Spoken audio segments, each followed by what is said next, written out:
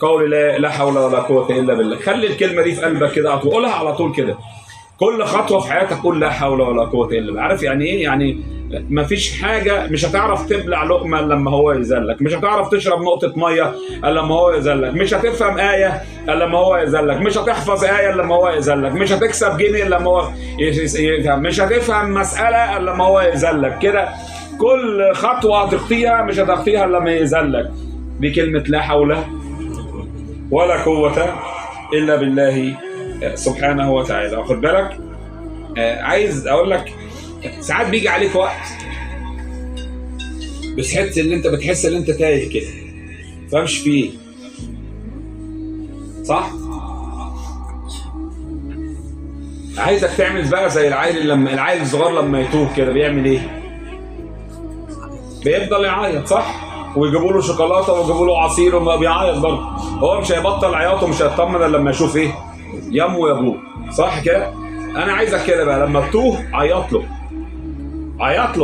عيط له زي العيال الصغير. هديك شوكولاته وهديك كل حاجه اقسم بالله.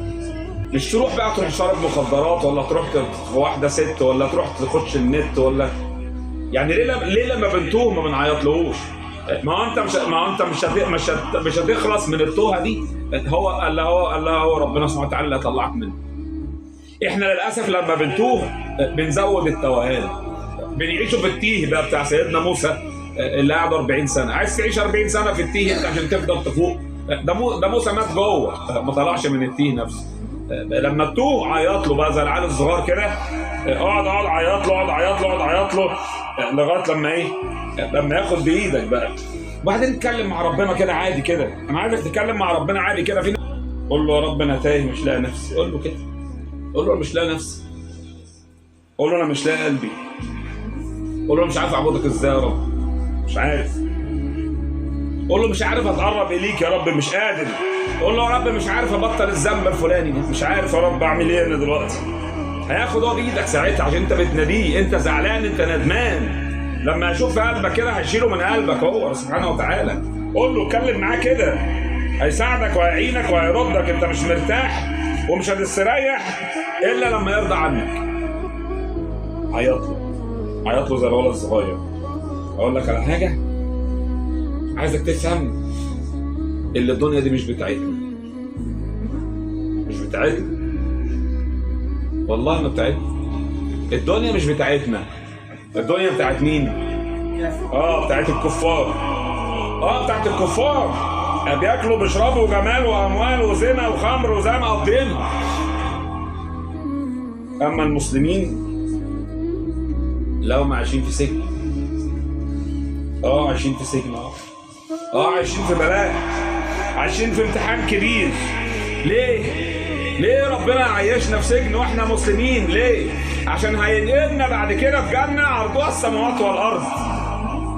افهم، نعيم دائم. اما الكفار اللي اداهم الدنيا كلها هيحبسهم في توابيت، قال في عمد ممدده، وهيربطهم بسلاسل واغلال، قال خذوه فغلوه ثم الجحيم صلوه ثم في سلسلة زرعها 70 ذراعا فاربطوه.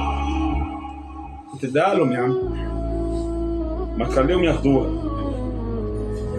النبي كان بيقول للصحابة كده، يقول لهم الا ترضون ياخدوا هم الدنيا واحنا ما ناخدوا الاخر؟ ما ياخدوها يا عم، ما ياخدوها يا عم.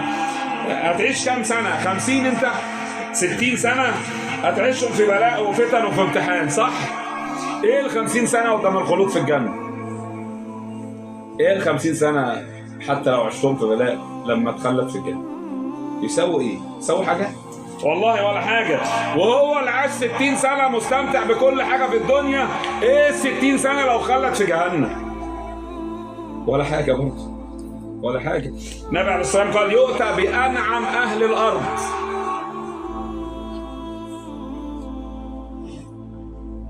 من أهل النار. ربنا سبحانه وتعالى يغمسه في النار غمسة واحدة كده وطلعه. فربنا يسأله يقول له أنت شفت نعيم في الدنيا؟ أنعم أهل الأرض،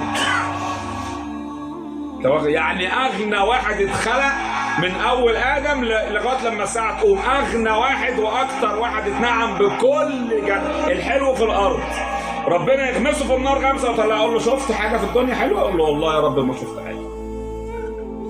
وبصوا عشان تفهم الحديث، اللي انعم اهل الارض قال من اهل النار، وقال ويؤتى بأبأس اهل الارض قال من اهل الجنه.